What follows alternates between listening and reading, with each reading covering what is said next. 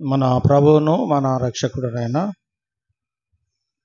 యేసుక్రీస్తు శక్తి కలిగిన బలమైన నామంలో స్థానిక సంఘ పెద్దలకు, సహోదరులకు, సహోదరులకు, అలాగే యవన బిడ్డలకు అందరికి కూడా నా ప్రేమ వందనాలు, అలాగే నూతన సంవత్సర శుభాకాంక్షలు తెలియజేస్తా ఉన్నాను. దేవుని మహాకృపను బట్టి పిల్లరా, మరి 2024లో ప్రభు కృప చూపించి 2025లో మనల్ని ప్రవేశింపజేశాడు. అది దేవుని కృప, గాడ్స్ గ్రేస్.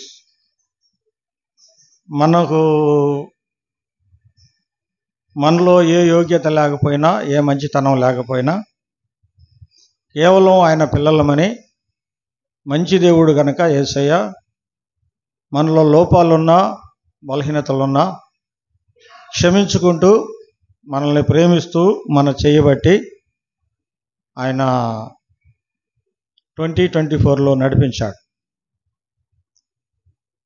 వాస్తవానికి మనకంటే ధనమున్నవారు, గొప్పవారు, జ్ఞానం కలిగిన వారు, ఉద్యోగాలు ఉన్నవారు వెళ్ళిపోయారు. మనల్ని అయితే దేవుడు ఉంచాడు. ఎందుకంటే నీ ద్వారా, నా ద్వారా ఆయన పని లోకంలో ఉంది. అందుకే మనల్ని సజీవులుగా ఉంచాడు. అందుని బట్టి దేవునికి స్తోత్రాలు, వందనాలు చెల్లించాలి. పిల్లరా, మరి ఈ నూతన సంవత్సరంలో మనం ప్రభు కొరకు ఏం చేయాలి, 24లో మనం ఏం చేశాం, ఏం చేయలేకపోయాం అనేది పునఃపరిశీలన చేసుకొని ఈ సంవత్సరంలోనైనా 2025లోనైనా ప్రభు కొరకు గొప్ప కార్యాలు చేయడానికై మనం ప్రయత్నిస్తే పరిశుద్ధాత్మ దేవుడు మనకు సహాయం చేసి ఆయన ముందుకు నడిపించేవాడుగా ఉన్నాడు. మరి ఇదను ఇలాగ మనం దేవుని సన్నిధిలో దేవుణ్ణి జ్ఞాపకం చేసుకోవటానికి, స్తుతించటానికి, హెచ్చించటానికి, ఘనపరచటానికి దేవుడు మనకు అనుగ్రహించిన సమయాన్ని బట్టి స్తోత్రాలు చెల్లించబద్దులమై ఉన్నాం.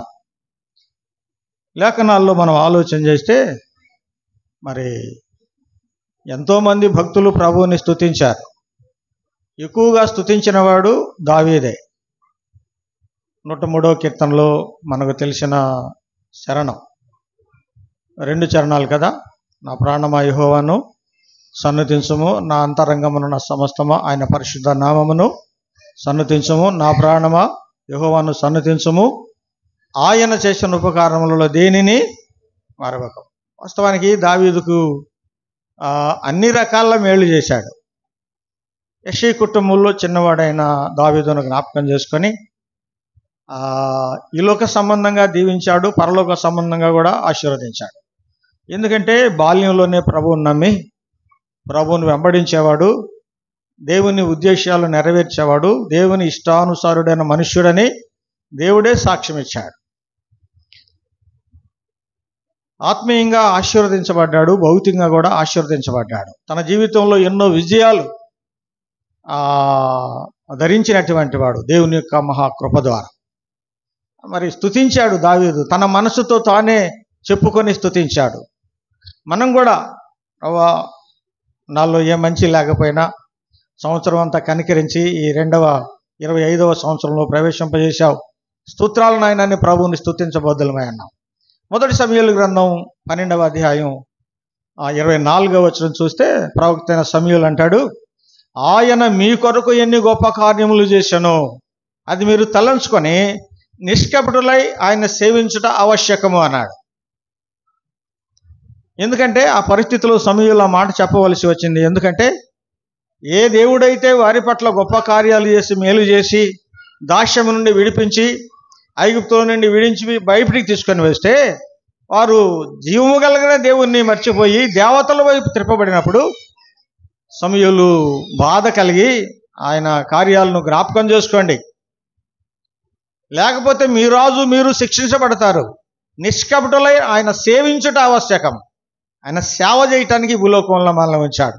ఎవరికి దగ్గర పని వాళ్ళు చేస్తూ ప్రభువుని సంతోషింప చేయాలి. రోమపత్రిక 8వ అధ్యాయం 28వ వచనంలో చూస్తే అపోస్తలుడైన పౌలు అంటున్నాడు, దేవుని ప్రేమించు వారికి, ఆయన సంకల్పము చొప్పున పిలువబడిన వారికి మేలు కలుగుటకై సమస్తమును సమకూడి జరుగుతున్నవన్నాడు. వాస్తవానికి లోక 19:10 ఆయనే మనల్ని ప్రేమించాడు. మొదట ఆయనే మనల్ని ప్రేమించాడు, మనం కాదు. అయితే 8:28 అంటాడు, దేవుణ్ణి ప్రేమించు వారికి అన్నాడు సమస్తమును సమకూడి జరుగుతున్నవని ఎరుగుదము. ఆయన మొదట మనల్ని ప్రేమించాడు కనుక మనం ప్రేమించాలి. కనుక ఆ సందర్భాన్ని మనం ఆలోచన చేస్తే ఆయనే మనల్ని ప్రేమించాడు. ఇది ఆయన కృప, ఆయన ప్రేమ, అంతే. కనుక ప్రభువుని స్తుతించడం ఎంతైనా మంచిది. ఏది మంచిదో అది మనం చేయాలండి. ఎందుకంటే ఒక నూతన సంవత్సరాన్ని మనం పొందాం. 65వ కీర్తనలో మనం చూస్తాం కదా, 11వ చరణం, సంవత్సరమును నీ దయా కిరీటము ధరింపజేసి ఉన్నావు. ఆయనే కనుక జ్ఞాపకం చేసుకోకపోతే, ఆయనే ప్రణాళికలో మనం లేకపోతే ఈ సంవత్సరం మనకు లేనే లేదు. ఏ ఉద్దేశంతో భూమి మీద నిన్ను ఉంచాడో, నీ జీవితాన్ని పొడిగిస్తున్నాడో, ఆ సత్యాన్ని గ్రహించి ప్రభువుని నిష్కపటముతో వెంబడిస్తూ ఆయన సేవ చేయటం ఎంతైనా అవసరం. కొద్ది మాటలు అందిస్తే నేను క్లుప్తంగా ముగిస్తాను. చూడండి, విలాపవాక్యముల గ్రంథం 3వ అధ్యాయం, పేజీ నెంబర్ 683. విలాపవాక్యముల గ్రంథం 683వ నంబర్ పేజీ, 3వ అధ్యాయం 22, 23 వచనాలు నేనే చదువుతున్నాను, గమనించండి. యెహోవా కృపగలవాడు, ఆయన వాత్సల్యత ఎడతెగక నిలుచున్నది కనుక మనము నిర్మూలము కాకున్న వారము అన్నాడు. 23 కూడా చదువుకుందాం. అనుదినము నూతనముగా ఆయనకు వాత్సల్యత పుట్టుచున్నది, నీవెంతైనా నమ్మదగిన వాడవు. చదువుబడిన లేఖన భాగమును దేవుడు దీవించి మనందరి ఆత్మల క్షేమార్థమై ఆశీర్వదించునుగాక. ఆమేన్. క్రీస్తునందు ప్రియమైన దేవుని పిల్లలారా, ఇక్కడ 2 మాటలు ప్రత్యేకంగా మనం జ్ఞాపకం చేసుకోవాలి. యెహోవా ఎవరంట? కృప కలిగిన వాడు. ఆయన కృప కలిగిన వాడు. రెండవది వాత్సల్యత కలిగిన వాడు. అర్హత లేని మనల్ని ఎన్నుకొని అర్హతనిచ్చాడు. ఎన్నిక లేని మనల్ని ఎన్నుకొని తన బిడ్డలుగా స్వీకరించాడు. ఆయన కృప అది. వాత్సల్యత అంటే ప్రేమ, అనుదినం నూతనంగా మన పట్ల ఆయనకు కలుగుచున్నది. ఎంత గొప్ప దేవుడు, ఎంత గొప్ప ప్రేమామయుడు.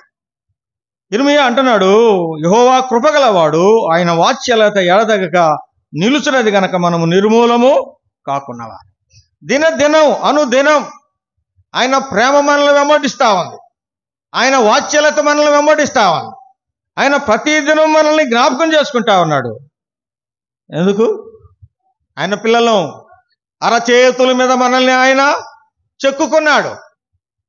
మన పట్ల గొప్ప కార్యాలు చేస్తా ఉన్నాడు. ఈ సంవత్సరం అంతా కూడా ఆయన రెక్కల కింద మనల్ని ఉంచి ఏ ఉద్దేశంతో ఈ భూలోకంలో మనల్ని ఉంచాడో ఆ ఉద్దేశాన్ని మనం నెరవేర్చవలసిన వారంగా ఉన్నాం. ఆయన ముఖ్యమైనటువంటి ఉద్దేశం మనల్ని ఉంచడానికి, ఆ ఉద్దేశం ఏంటంటే ఆయన సువార్తను ప్రకటించాలా, ఆత్మలను సంపాదించాలా, స్థానిక సంఘంలో చేర్చాలా, సంఘాలు విస్తరించబడాలా, నూతన ఆత్మలతో సంఘం నింపబడాలా. నీకు నాకు బాధ్యత ఇచ్చాడు. ఆ బాధ్యతను మరిచి మన ఉద్యోగాల్లో, వ్యాపారాల్లో, ఆ పనుల్లో మునిగి తేలటం కాదు, కానీ ఏ ఉద్దేశంతో ప్రభు ఈ లోకంలో ఉంచాడో ఆ ఉద్దేశాన్ని మనం నెరవేరిస్తే ఆయన సంతోషించేవాడుగా ఉన్నాడు. ఆయన మన ద్వారా ఘనపరచబడాలని ఆ ఉద్దేశంతోనే మనల్ని సృజించినట్లుగా జీవగ్రంథంలో, బైబిల్ గ్రంథంలో మనం చూస్తాం. ఆయన మాట వినాలి, ఆయన మాట లోబడాలి, ఆయన చెప్పినట్లుగా నడవాలి. ఆయన్ని ఈ భూలోకంలో మనం ఇష్టపరిచే వారంగా ఉండాలి. మన కార్యాల ద్వారా, మన తలంపుల ద్వారా ఆయన్ని సంతోషపెట్టాలి. కొరింథీ పత్రికలో అంటాడు, 2వ కొరింథీ పత్రిక 5వ అధ్యాయం 10లో, మనం మరణించినా జీవించి ఉన్నా ఆయనను సంతోషపెట్టాలన్నాడు అపోస్తలుడైన పౌలు. మన కార్యాల ద్వారా, మాటల ద్వారా ఆయన సంతోషపడుతున్నాడా అది మనం గమనించాలి. కాపాడుతూ ఉన్నాడు, జీవాన్ని ఇస్తా ఉన్నాడు, జీవింపజేస్తా ఉన్నాడు, కుటుంబాలను వర్ధల చేస్తా ఉన్నాడు, తోడు నడిపిస్తా ఉన్నాడు, ఏమీ తక్కువ లేకుండా చేస్తా ఉన్నాడు. ఇన్ని కార్యాలు మన కొరకాయ ఆయన చేస్తూ ఉంటే ఆయన కోసం మనం ఏం చేస్తున్నాం అనేది గమనించుకొని ఆయన పనులు ముందుకు సాగవలసిన వారిగా ఉన్నాం. నెహెమ్యా గ్రంథం చూడండి. నెహెమ్యా గ్రంథం దైవ గ్రంథమైన బైబిల్ గ్రంథంలో నుండి నెహెమ్యా గ్రంథం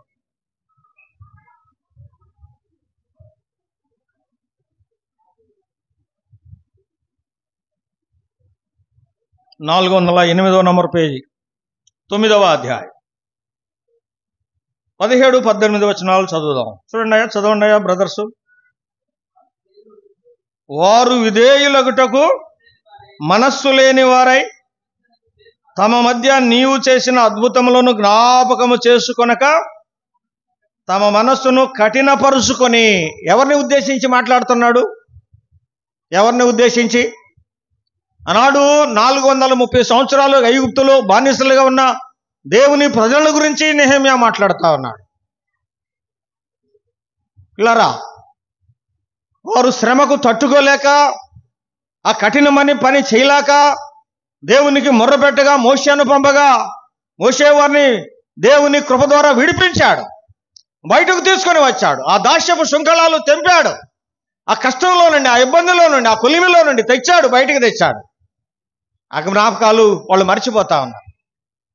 వాళ్ళు మర్చిపోతున్న సందర్భంలో నెహెమ్యా అంటాడు, వారు విధేయులగుటకు మనస్సు లేని వారే. ఏమండి, ఇంత మేలు దేవుడు వారికి చేస్తే ఏం లేదంట, వారికి మనస్సు లేదు. అయ్యో, దేవుడు మా బాధల్లో మమ్మల్ని జ్ఞాపకం చేసుకొని, ఐగుప్తు శ్రమలో మమ్మల్ని జ్ఞాపకం చేసుకొని, ఆ ఇనుప కొలుములో నుండి మమ్మల్ని బయటకు తెచ్చాడు, దేవా నీకు స్తోత్రం అని చెప్పవలసిన వారు ప్రభువుని సేవించడానికి, ప్రభువుని వెంబడించడానికి వారికి ఏం లేదంట. చెప్పాలా? ఏం లేదు, మనస్సు లేని వారాయ్. పరిశీలించుకుందాం. ఈ సంవత్సర కాలంలో ఆయన మన పట్ల జరిగించిన అద్భుత కార్యాలు, ఆశ్చర్య కార్యాలు జ్ఞాపకం చేసుకోవాలి. దావీదు అదే, పౌలు అదే, సమూయేలు అదే మనం జ్ఞాపకం చేసుకున్నాం. వారు స్తుతించారు, ఘనపరిచారు, హెచ్చించారు ఆయన చేసిన ఉపకారములను బట్టి. ఇశ్రాయేలీయులు మనస్సు లేని వారై, చదువయ్యా, తమ మధ్య నీవు చేసిన అద్భుతంలోను జ్ఞాపకము చేసుకున్నారా? చేసుకోలేదా? చెప్పాలా? దేవుడు చేసిన కార్యాలు వారు జ్ఞాపకం చేసుకోలేదు. దేవుడు చేసిన కార్యాలు వారు మనసున పెట్టలేదు అంటాడు. ఇంకా ఏమన్నాడు? చదువు బ్రదర్. కఠినపరుచుకొని తాముండి వచ్చిన దాస్యపు దేశమునకు, అనగా ఐగుప్తుకు తిరిగి వెళ్ళుటకు ఒక అధికారిని కోరుకొని నీ మీద తిరుగుబాటు చేసేది. ఏం చేశారంట? రక్షించిన దేవుని మీద తిరుగుబాటు చేశారు, కాపాడిన దేవుని మీద తిరుగుబాటు చేశారు, ఆరాధించవలసిన దేవుణ్ణి పక్కన పెట్టి దేవతలను చేసుకోవడానికి వారు ఇష్టపడ్డారు. ఇలాంటి వారిని ఏమనాలి? కృతజ్ఞత తెలపని వారిని ఏమని? కృతజ్ఞులు అనాలి, అంతే కదా. ఇన్ని మేలులు, ఇన్ని దీవెనలు, ఇన్ని ఆశీర్వాదాలు వారి పట్ల దేవుడు కుమ్మరిస్తే వారి మనసు కఠినమైంది. వారు ప్రభువును వెంబడించడం మానుకున్నారు. ఇది న్యాయం కాదు. మనల్ని, మన కుటుంబాన్ని, మన బిడ్డల్ని ఇంతకాలం కనికరించి తన రెక్కల కింద దాచిపెట్టి అద్భుతమైన కార్యాలు జరిగిస్తూ ఉండగా ఆయన్ని మర్చిపోవటం మంచిది కాదు అన్నాడు. ఇశ్రాయేలీయులు మర్చిపోయారు. తర్వాత ఏమన్నాడు? అయితే ఎవరంట ఆయన? మన దేవుడు ఎవరు చెప్పండి? ఏం చెప్పట్లా మీరు? చెబితే నాకు గత ప్రోత్సాహంగా ఉంటుంది. అయితే నీవు క్షమించుటకు సిద్ధ మనసు కలిగిన వాడు కదా, అవునా కదా? ఆయన క్షమించుటకు సిద్ధ మనసు కలిగిన వాడు. చిన్న కుమారుడు ఆస్తి అంతా పాడు చేసి స్నేహితులతో దూరదేశం వెళ్ళి అంతా పోగొట్టుకొని, తినటానికి తిండి లేక, కట్టుకోవడానికి వస్త్రాలు లేక, తండ్రి ఇల్లు గుర్తొచ్చి వస్తే ఎదురొస్తా ఉంటే పరుగెత్తి ముద్దు పెట్టుకున్న ప్రేమ. అంత మాత్రమే కాదు, ఇంటిలోకి కుమారునిగా అంగీకరించిన ప్రేమ. చేర్చుకున్నాడు, బట్టలు మార్చాడు, చేతికి ఉంగరం తొడిగాడు, ప్రశస్తమైన వస్త్రాలు కట్టించాడు, కాళ్లకు చెప్పులు తొడిగించాడు. అయ్యా, నువ్వెవరివి? నేను కూలోడుగా వెళ్దాం అనుకున్నాడు. కానీ తండ్రి ఏమన్నాడు? నువ్వు కూలోడు కదరా, నువ్వు నా కుమారుడివి అన్నాడు. పోగొట్టుకున్న ఆనందాన్ని చిన్న కుమారుడికి దేవుడిచ్చాడు. కూలివాణిగా ఉందామనుకున్నటువంటి వాడిని కుమారుడిగా అంగీకరించాడు. దూరం నుండి వస్తున్నటువంటి ఆ చిన్న కుమారుడిని పరుగెత్తుకుని పోయి ముద్దు పెట్టుకున్నాడు. ఎంత ప్రేమ! What a great love! ఆయన గొప్ప ప్రేమికుడు. లోకంలో ఉన్న ప్రేమలన్నీ మోసపూరితం, కానీ స్వచ్ఛమైన ప్రేమ, ప్యూరిటీ ప్రేమ మన ప్రభువైన యేసుక్రీస్తు వారి అమూల్యమైన రక్తధారలు మన కొరకై కల్వరి శిలువలో చిందించి ఆయన బిడ్డలుగా ఆయన సొత్తుగా అంగీకరించాడు. నాటి నుండి నేటి వరకు కాపాడుతూ ఉన్నాడు. ఇబ్బందుల్లో, ఇరుకుల్లో, కష్టాల్లో, కన్నీటిలో నేనున్నానని ధైర్యం ఇచ్చి చేయబట్టి నడిపించిన వాడు మన ప్రభువైన యేసుక్రీస్తు వారు. ఎన్నడూ మనం మర్చిపోకూడదు. ప్రతిదినం ఆయన స్తుతించవలసిన వారంగా ఉన్నాం. 17 కూడా చదువయా. 18. అయితే నీవు క్షమించుటకు సిద్ధమైన మనసు కలిగిన వాడవు, దయా వాత్సల్యతలు కలిగిన వాడవు, దీర్ఘశాంతుడు, బహుకృపయు గలవాడవై ఉండి వారిని విసర్జింపలేదు, వారిని వదిలిపెట్టలేదు. తిరుగుబాటు చేస్తా ఉన్నా, నువ్వు కాదు మాకు ఇంకో దేవత కావాలన్నా దేవుణ్ణి వారు విడిచిపెట్టారు, కానీ దేవుడు వారిని విడిచిపెట్టలేదు. వారినే కాదు, ఈనాడు మనల్ని కూడా ఎన్నిసార్లు తిరుగుబాటు చేశాం, అవునా? ఎన్నిసార్లు మాట వినకుండా సంఘాన్ని విడిచిపెట్టి వెళ్ళిపోయాం. ఎన్నిసార్లు ఆదివారాలు ఆరాధనకు రాకుండా తొలగిపోయాం. మన సొంత పనుల్లో నిమగ్నమయ్యాం, దేవుణ్ణి పక్కన పెట్టాం. గుర్తు చేసుకోండి, పోయిన 24 సంవత్సరం అంతా మనం క్రమంగా దేవుని స్థలంలో నడిచామో, నడవకపోయినా బలహీనతలు ఉన్నా జ్ఞాపకం చేసుకొని తన ప్రేమను కుమ్మరించి ఏదేనో మందిరంలో ఉంచాడు. అది దేవుని ప్రేమ. లోబడాలా, ఆయన మాట వినాలా, ఆయన సంతోష పెట్టాలా. నువ్వు జీవించి ఉన్నా మరణించినా నీ బ్రతుకు ద్వారా, నీ జీవితం ద్వారా, నీ ప్రవర్తన ద్వారా ఆయనకేం కలగాలి? సంతోషం కలగాలి. వారు మనస్సు లేని వారై, వారు కఠినై వారు ప్రవర్తించారు. ఇంకొక ఘోరమైన మాట ఏంటంటే, ఆ కొండపైనేమో దేవునితో మోషే, కొండ కింద ప్రజలతో అహరోను. 32వ అధ్యాయం నిర్గమకాండం. మోషే రావడం ఆలస్యమైంది. ఏమన్నారు ఈ ప్రజలు? కొండ కింద ఏమన్నారు? ఈ మోషే అనువాడు, చెప్పండి, ఈ మోషే అనువాడు ఏమయ్యాడో ఈ మోషే కదా, మాకొక దూడ కావాలి, ఐగుప్తు నుండి తెచ్చినటువంటి మమ్మల్ని మరలా ఐగుప్తుకు తీసుకొని పోవాలి, మాకొక దూడ కావాలి అన్నప్పుడు అహరోను చేసేది లేక దూడను చేశాడు. వారు తిని ఆడుటకు లేసిరనే మాట ఉంది. పిల్లలు ఆలోచన చేయండి. ఆ బాధలో నుండి విడిపించాడు, ఆ బంధకాల్లో నుండి విడిపించాడు. ఇదంతా మర్చిపోయారు. కీకా అరణ్యంలో వారి మీద ఎండబడుతుందని మేఘాన్ని అడ్డేసి వారి అరణ్యంలో త్రోమనిచ్చి వారిని నడిపించిన వాడు గొప్ప దేవుడు. నీళ్లు కావాలన్నప్పుడు బండల్లో నుండి రప్పించినవాడు. మాంసం కావాలన్నప్పుడు భూమి మీద పూరిళ్లను వాలజేసిన వాడు. 30 లక్షల మందికి ఆహారాన్ని, మాంసాన్ని పెట్టినవాడు.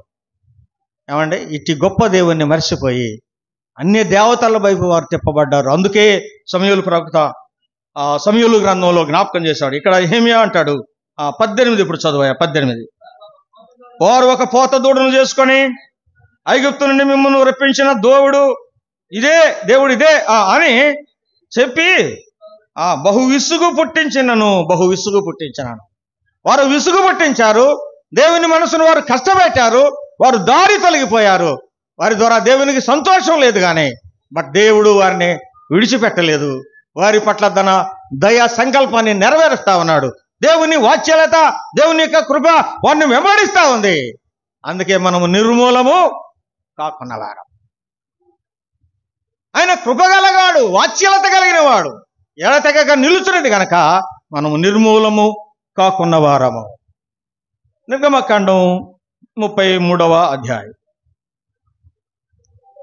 చూడండి. నిర్గమకాండం 33వ అధ్యాయం 73వ నంబర్ పేజీ, 33వ అధ్యాయం 5వ వచనం చూడండి. 5వ వచనం, కాగా యెహోవా మోషేతో ఇట్లనెను, నీవు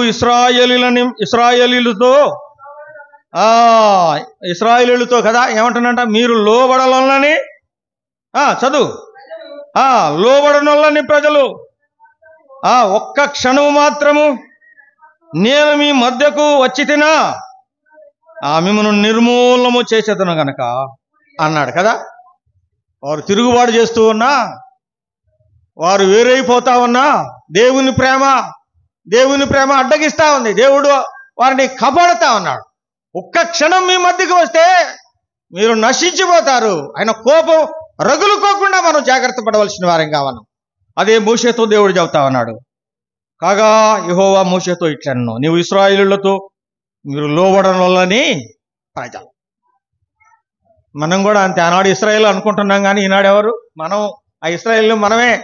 ఎన్నిసార్లు తప్పిపోతా ఉన్నాం, ఎన్నిసార్లు విసుగు పుట్టిస్తున్నాం, ఎన్నిసార్లు మార్గం తొలగిపోయాం, ఎన్నిసార్లు ఆయన ఇబ్బంది పెట్టాం. ఆలోచన చేయండి. ఆయన మనల్ని విడిచిపెట్టలేదు. ఆయన మనల్ని వెంబడిస్తా ఉన్నాడు. ఆయన ప్రేమ మనల్ని వెంబడిస్తా ఉంది. కల్వరి ప్రేమ ఎంత ఆశ్చర్యకరం. యెషయా గ్రంథం 9:6 చూస్తాం కదా. ఆయన ఎవరంట? ఆశ్చర్యకరుడు, ఆలోచనకర్త, బలవంతుడైన దేవుడు, సమాధానకర్త అనే అధిపతి అని అతనికి పేరు పెట్టబడ. పిల్లరా, ఎన్నిసార్లు మనం విసుగు పుట్టించినా, ఎన్నిసార్లు మనం ప్రభువుని అనుకోకపోయినా, ఎన్నిసార్లు వ్యతిరేకంగా జీవిస్తా ఉన్నా, ఆయన వాత్సల్యత ఆయన కృప మనల్ని వెంబడిస్తా ఉంది.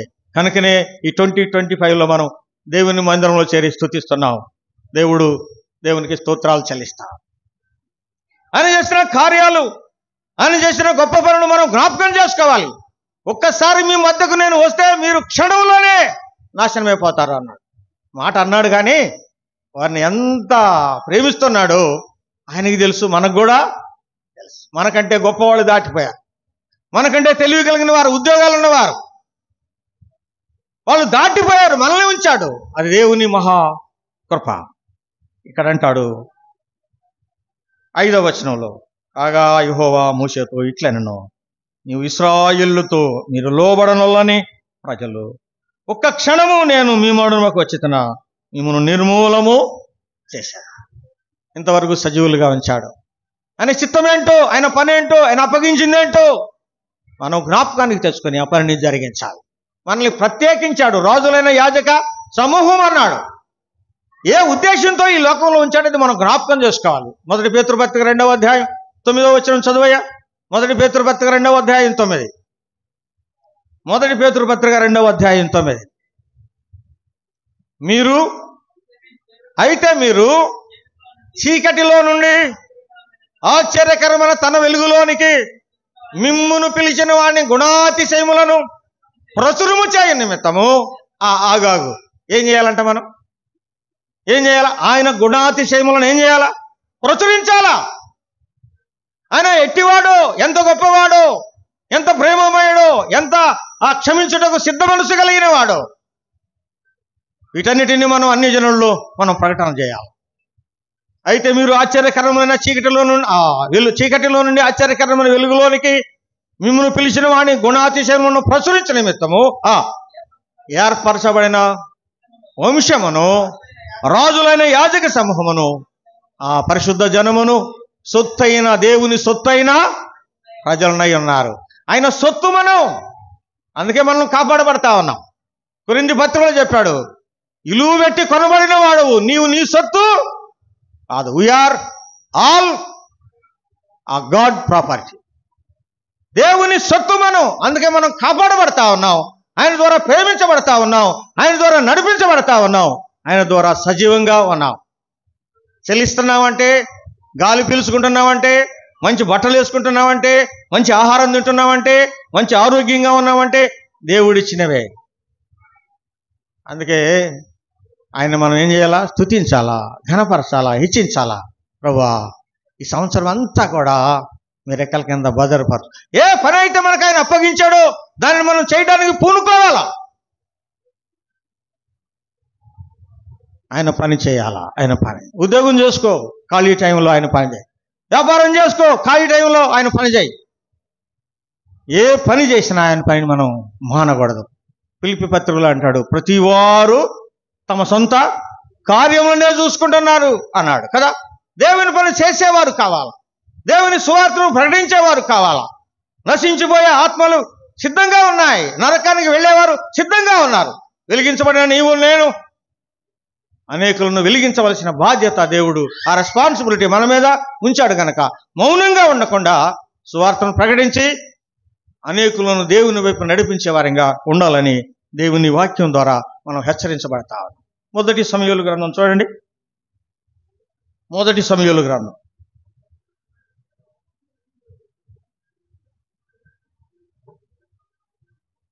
6వ అధ్యాయం. మొదటి సమూయేలు గ్రంథం 6వ అధ్యాయం.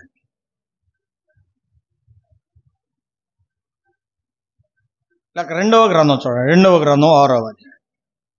రెండవ సమూయేలు గ్రంథం 6వ అధ్యాయం. ఇక్కడ సందర్భం ఏంటంటే, చెయ్యకూడని పని చేసి ఉజ్జా మరణించినట్లుగా మనం చూస్తాం. ఫిలిస్తీన్లో దేశములో ఉంది మందసం. క్రొత్త బండి మీద తీసుకొని పోతా ఉన్నారు. ఆ ఎడ్లు కాలు జారినందున ఉజ్జా మందసాన్ని పట్టుకున్నాడు. క్షణంలోనే ఉజ్జాను ముత్తాడు. ఆయన చనిపోయినట్లుగా చూస్తాం. ఇంతవరకు మనల్ని కాపాడాడంటే దేవుని కృప. చూడండి, ఒక వచనం ఇందులో మనం జ్ఞాపకం చేసుకుందాం. 6వ అధ్యాయం 6-7 వచనాలు. వారు నాకోను కళ్ళము దగ్గరకు వచ్చినప్పుడు ఎడ్లు కాలు జారినందున ఉజ్జా చేయి చాపి దేవుని మందసమును పట్టుకొనగా యెహోవా కోపము ఉజ్జా మీద రగులుకొనెను. అతడు చేసిన తప్పును బట్టి అతడు ఆ క్షణమందే అతన్ని మొత్తగా అతడు అక్కడనే దేవుని మందసమునొద్ద పడి చనిపోయాడు. ఎంతమంది వెళ్ళిపోతున్నారండి, అవునా కాదా? మన కళ్ళ ముందే ఎంతో మంది గొప్ప వాళ్ళు వెళ్ళిపోతా ఉన్నారు. ఇక్కడ మనం చదువుకున్న సందర్భంలో ఆ మందసం బండి మీద మోయబడాల, క్రొత్త బండి. ఎడ్లు కాలు జారి మందసం పడబోతూ ఉండగా ఉజ్జా పట్టుకొనగా ఎవరు చేసే పని వాళ్లే చేయాలి. ఎవరు చేసే పని వాళ్లే చేయాల. ఒకరి పని ఒకరు కాదు. దేవుడు ఏ పనిని నీకు అప్పగించాడో దానిలో కొనసాగటం ఎంతైనా మంచిది. నీకు అప్పగించని పనిని నువ్వు ఏలు పెడితే శిక్షించబడతావు, దేవుని కోపానికి గురవుతావు. మందిరంలో నీకే పరిచర్య, అది నువ్వు గుర్తు చేసుకుని ఆ పనిలో సాగిపోవడం మంచిది. నీకు అప్పగింపబడిన పనిని నువ్వు చేయకూడదు. మందసం పట్టుకోవడం ఉజ్జా పని కాదు. పట్టుకున్నాడు, ఏమయ్యాడు? చనిపోయాడు. పిల్లరా, మరి మనల్ని దేవుడు ఇంతకాలం కనికరించాడు. ఎన్నో మార్లు తప్పిపోయాం, ఎన్నో మార్లు పలకకూడని మాట పలికాం, ఎన్నో మార్లు చేయకూడని పనులు చేశాం, ఎన్నో మార్లు ఎల్లకూడని త్రోవకు వెళ్ళాం, ఎన్నోసార్లు ప్రభు యొక్క మనస్సును మనం కష్టపెట్టాం. అయినా ఆయన ఎవరు? క్షమించుటకు సిద్ధ మనసు కలిగిన వాడు. నీలాంటి నాలాంటి వాడు కాదు. ఆయన గుండె నిండా ప్రేమ నింపుకొని క్షమించుకుంటూ చేతినిచ్చి నడిపించుకుంటూ ఆత్మీయతలో ముందుకు నడిపిస్తున్నటువంటి వాడు మన ప్రభు అయిన యేసుక్రీస్తు వారు. ఆయన మీద ఆనుకోవటం ఎంతైనా అవసరం. యెషయా గ్రంథం 26:2 ఆ మాట చూస్తాం. ఆ ఒక్క మాట చదువయ్యా. యెషయా గ్రంథం 26:3. యెషయా గ్రంథం 26వ అధ్యాయం 3వ వచనం. ఎవని మనస్సు నీ మీద ఆనుకున్నో వాని నీవు పూర్ణ శాంతి గలవానిగా కాపాడేది. చూడండి, ప్రభువుని వెంబడించడంలో వెనక తీయకూడదు. మనం ప్రభువును వెంబడించే వారంగా ఉండాలి, ప్రభు మీద ఆనుకునే వారంగా ఉండాలి. అలా ఆనుకున్న వారి జీవితాలు ఎలా ఉంటాయంట? ఎలా ఉంటాయి? పూర్ణ శాంతి గలవానిగా చేస్తాడు. ఈనాడు కుటుంబాల్లో సమస్యలు ఎందుకు వస్తున్నాయి? ఎందుకు ఇబ్బందులు వస్తున్నాయి? ఎందుకు సమస్యలు వస్తూ ఉన్నాయి? ఎందుకు అప్పుడప్పుడు దుఃఖం కలుగుతూ ఉంది? ఎందుకంటే ఆయన మార్గాన్ని విడిచి తిరుగుతున్నాం, ఆయన మీద ఆనుకోవడం మర్చిపోయాం. ఆనుకున్న గోడని వాటి మీద మనం ఆనుకుంటున్నాం. వినండి సహోదరులారా, సహోదరులారా, ఆ ప్రభువుని నమ్మిన మనం ప్రభు మీద ఆనుకొని ముందుకు సాగవలసిన వారేం కావాలి. ఆయన మీద ఆనుకుంటే ఆయనే శాంతినిస్తాడు. ఆయన మీద ఆనుకుంటే ఆయన ప్రశాంతతనిస్తాడు. ఆయన మీద ఆనుకుంటే మా అక్కర్లు తీరుస్తాడు. ఆయన మీద ఆనుకుంటే మనకు కావలసినవన్నీ ఆయన ప్రొవైడ్ చేసేవాడుగా ఉన్నాడు. ఆయన మీద ఆనుకోవటం నేర్చుకోవాలి, తిరుగుబాటు చేయకూడదు. సంఖ్యాకాండంలో మనందరికీ తెలుసు. చూడు, ఒక మాట చదువుదాం. సంఖ్యాకాండం 16వ అధ్యాయం 20వ వచనం. సంఖ్యాకాండం 16:20 చదువయ్యా. అప్పుడు యెహోవా ఈ సమాజమును ఆ సమాజంలో నుండి అవతలికి వెళ్ళుడి, క్షణములో వీరిని కాల్చివేయదనని మోషే అహరోనులతో చెప్పాను. సందర్భం ఏంటంటే కోరాహు, దాతాను, అబీరాములు కదా, వారికి మందిర సంబంధమైన సేవ అప్పగించబడింది. అంతవరకే తృప్తి పడాలి. యాజకత్వం కూడా చేస్తామంటున్నారు వాళ్ళు. అందుకే దేవుని మీద తిరుగుబాటు, దేవుని సేవకుడైన మోషే మీద తిరుగుబాటు. దేవుడు చెప్పాడు, మోషే ఈ చుట్టుపక్కల ఎవరైతే రక్షించబడాలని కోరుకుంటున్నారో వారిని బయటికి వెళ్ళమను, క్షణంలో వీళ్ళందరినీ నేను కాల్చివేస్తానన్నాడు. ఏమండి, ఎన్నిసార్లు తిరుగుబాటు చేస్తున్నాం? నాకు ఆ పని లేదే, నాకు ఈ పని లేదే, నాకు అది అప్పగించలేదే, ఈ పెత్తనం నన్ను చేయనీయట్లేదే, ఈ పని నన్ను చేయనీయట్లేదే, నేను సరిపోనా, నేను మనవు చాలదా, నేను చేయకూడదా? ఎన్నిసార్లు మనం దేవుని నాయకుల మీద మనం తిరుగుబాటు చేస్తా ఉన్నాం. తిరుగుబాటు చేసిన కోరాహు, దాతాను, అబీరాములు క్షణములో వారిని అగ్నితో కాల్చివేసినట్లుగా సంఖ్యాకాండం 16లో మనం చూస్తాం. ఎంత తిరుగుబాటు చేసినా మనం క్షేమంగా ఉన్నాం. అది దేవుని కృప. ప్రభా, ఈ సంవత్సరం అంతా నీ కాపుదల, భద్రత మాకు దయచేయి. ప్రార్థన చేసి ముందుకు సాగటం ఎంత అయినా ఆశీర్వాదం. 2 తలంపులు జ్ఞాపకం చేసి ముగిస్తా. లూకా సువార్త 13వ అధ్యాయం. లూకా సువార్త 13వ అధ్యాయం. లూకా సువార్త 13వ అధ్యాయం చూడండి, 6వ వచనం. ఆయన వారితో ఈ ఉపమానం చెప్పెను. ఒక మనిషిని ద్రాక్ష తోటలో అంజూరపు చెట్టు ఒకటి నాటబడి ఉండెను. దాని పండ్లు వెదక వచ్చినప్పుడు ఏమీ దొరకలేదు గనుక అతడు 3 ఏండ్ల నుండి చూస్తున్నాడట. ఏం చూస్తున్నాడు? పండ్లు, ఫలాలు చూస్తున్నాడు. నాటబడి 3 సంవత్సరాలు అయింది, ఆకులు తప్ప ఫలాలు లేవు. ఈనాడు క్రైస్తవుల యొక్క జీవితాల్లో ఇలా ఉండడానికి కారణం ప్రభువుని ప్రేమించకపోవడమే. 3 సంవత్సరాలు అయిందంట చెట్టు నాటి. ద్రాక్ష తోటలో అంజూరపు చెట్టు నాటాడు. ఎందుకు నాటుతాం? వాటి ఫలాల కోసం నాడతాం, అవునా? అది ఫలాలను ఇవ్వనప్పుడు ఇంకా చెట్టు ఎందుకు? 3 సంవత్సరాలు చూశాడు, నరికేమంటున్నాడు. అయితే యేసు ప్రభు ప్రేమ కలిగిన వాడు గనక, అయ్యా ఈ సంవత్సరం కూడా ఉండనిమ్ము, కేవలం ఆయన కృపచేతన ఈ సంవత్సరం మనం జీవించి ఉన్నాం, ఫలాలు కలిగి ఉండాలి, ప్రభు మీద ఆనుకోవాలి, లేకపోతే ఆ చెట్టును నిన్ను నన్ను ఆయన తీసివేయడానికి సిద్ధంగా ఉన్నాడు. కొట్టివేయబడక ముందే ఇదిగో గొడ్డలి చెట్లు వేరున ఉంచబడి ఉన్నాయి. ఫలాలు లేని చెట్లను నరికివేయటానికి సిద్ధంగా ఉన్నాడు. ఈ సంవత్సరమైనా ఫలిస్తావా? ఈ సంవత్సరమైనా ప్రభుకి ఇష్టంగా బ్రతుకుతావా? ఈ సంవత్సరమైనా ప్రభు మార్గంలో చక్కగా నడుస్తావా? లేకపోతే గొడ్డలి వేటు పడవచ్చు. ఈ మధ్యాహ్నం ప్రభుని వెంబడిస్తున్న మనం ఫలాలు కలిగి ఉండాలి, లేకపోతే చెట్టునే నరికివేసే ప్రమాదం ఉంది. ఒక్క మాట చదివి ముగింపు చేస్తాం. మత్తయి సువార్త 8వ అధ్యాయం. మత్తయి సువార్త 8వ అధ్యాయం 2 వచనాలు. మొదటి 2 వచనాలు. ఆయన కొండ మీద నుండి దిగి వచ్చినప్పుడు ఆయనను వెంబడించెను. ఇదిగో కుష్ఠరోగి వచ్చి ఆయనకు మొక్కి, ప్రభువా నీకు ఇష్టమైతే నన్ను శుద్ధునిగా చేయగలవనను. అందుకు ఆయన చేయి చాపి అవన్నీ ముట్టి, నాకు ఇష్టమే, నీవు శుద్ధుడు కమ్మని చెప్పాను. తక్షణమే వాడు శుద్ధి ఆయన. పిల్లరా, ఇక్కడ మనం గమనిస్తే ఒక కుష్ఠరోగి ప్రభు దగ్గరకు వచ్చాడు. ఆయన ప్రసంగం చేసి కొండ దిగుతూ ఉండగా ఒక కుష్ఠవ్యాధి కలిగిన వాడు వచ్చాడు. వచ్చి నీకు ఇష్టమైతే నన్ను శుద్ధునిగా చేయగలవన్నాడు కదా. ప్రభుకి ఇష్టమా కాదా కదా? ఏమన్నాడంటే, ప్రేమ కలిగిన దేవుడు నాకు ఇష్టమే, నువ్వు శుద్ధుడు కమ్మన్నాడు. వెంటనే శుద్ధుడయ్యాడు. వాడు కుష్ఠరోగంతో ఉన్నాడు, మనం పాపరోగంతో ఉన్నాం, నమ్మని వారు. ఈ మధ్యాహ్నం ప్రభు నీకే వర్తమానం అందిస్తా ఉన్నాడు. కుష్ఠరోగం కంటే ప్రమాదకరమైనది పాపరోగం. ఆ రోగం కలిగిన వారు పరలోకానికి చేరరు, నరకానికి పోతారు. ఈ మధ్యాహ్నం ఆలోచించండి. ప్రభు నిన్ను బాగు చేయడానికి ఇష్టపడతా ఉన్నాడు. ప్రభు నిన్ను ముట్టడానికి ఇష్టపడతా ఉన్నాడు. నిన్ను శుద్ధి చేయడానికి ఇష్టపడతా ఉన్నాడు. నిత్యత్వంలో ఆయనతో కూడా ఉంచడానికి ఆయన ఇష్టపడతా ఉన్నాడు. కుష్ఠరోగి బాగుపడ్డాడు. పాపరోగంతో ఉన్న నీవు కూడా బాగుపడాలి. అందుకే యేసుక్రీస్తు ప్రభు 2024 సంవత్సరాల క్రితం ఈ భూలోకానికి కన్యక గర్భం ద్వారా నిన్ను బాగు చేయటానికి, నిన్ను పరిశుద్ధపరచడానికి, పరలోక పట్టణానికి నిన్ను చేర్చడానికి ఆయన కల్వరి శిలువలో అమూల్యమైన రక్తధారలు కార్చాడు. ఆయన ఉమ్మివేతలకు గురయ్యాడు. ఆయన తలపైన ముళ్ళ కిరీటం, చేతులు ఆ చీలలు, ప్రక్కలో బలిపుబట్టు, కళ్ళలో మేకులు దించబడిన వాడై రక్తమంతా కాచి ఆయన చనిపోయి సమాధి చేయబడి 3వ దినాన్ని మృత్యుంజయుడే లేచాడు. మరణం మీద విజయాన్ని పొందాడు. మరణమాన్ని ముళ్ళెక్కడ, మరణమాన్ని విజయం ఎక్కడని మరణపు ముళ్ళను విరిచాడు. 3వ దినాన్ని మృత్యుంజయుడే లేచాడు.